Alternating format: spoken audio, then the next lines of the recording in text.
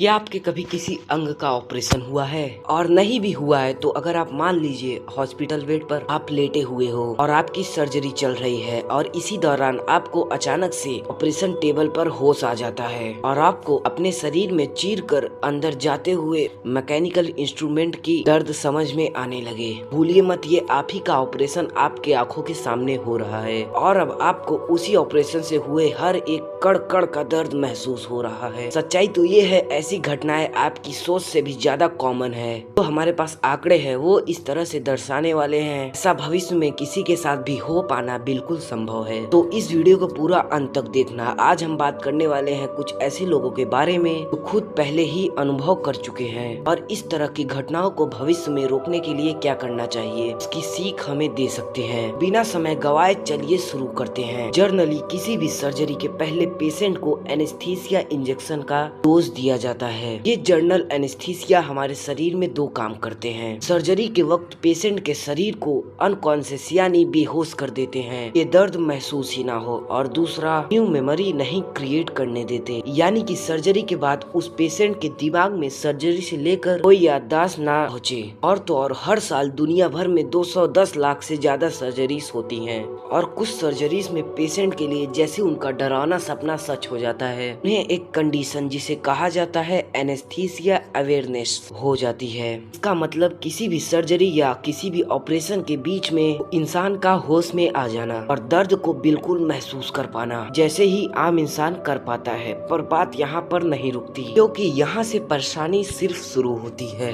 उनका शरीर general anaesthesia के जरिए पैरालाइज हो गया होता है, यानी वो हिल डुल नहीं सकते और अपना दर्द या होश किसी दूसरे इंसान के द्वारा बता भी नहीं सकते हैं। उन्हें उनके आसपास हो रही आवाजें तक सुनाई देती हैं और तो और सभी चीजों का होश होता है और तो और उसे इन सब चीजों का एहसास होता है, लेकिन वो बोलने में पूरी तरह से असमर्थ होता है। उसे एहसास होता है कि वो चिल्ला रहा है, लेकिन वो सिर्फ अपने माइंड में ही चिल्ला रहा है और उसकी आवाज सर्जरी कर रहे डॉक्टर्स तक नहीं पहुंचती। वो उसके हाथ पैर हिलाने की भी बहुत कोशिश करता है, लेकिन उसमें भी वो सक्षम नहीं हो पाता। और कभी कभार ऐसा होता है कि पेशेंट सर्जरी के और पहले से ही घबराया हुआ होता है और ये स्थिति इस घटना को झेलने के लिए सबसे दर्दनाक है, क्योंकि सर्जरी के वक्त उस पेशेंट के अंदर सर्जरी से संबंधित बहुत सारे भयानक ख्यालात घूम रहे होते हैं। उसे वो सभी चीजों का एहसास होने लगता है जो वास्तव में भी नहीं हो रही। डर के इमोशन हमें हाइपर सेंसिटिव और हाइपर अपेयर बना देते हैं। आंकड़ों के अनुसार हर साल दुनिया भर में लगभग 21 मिलियन सर्जरीज होती हैं, जिसमें पेशेंट को एनेस्थीसिया दिया जाता है। हर 1000 सर्जरीज में से 1 या 2 केसेस ऐसे होते हैं जिसमें एनेस्थीसिया अवेयरनेस की परिस्थिति बन जाती है।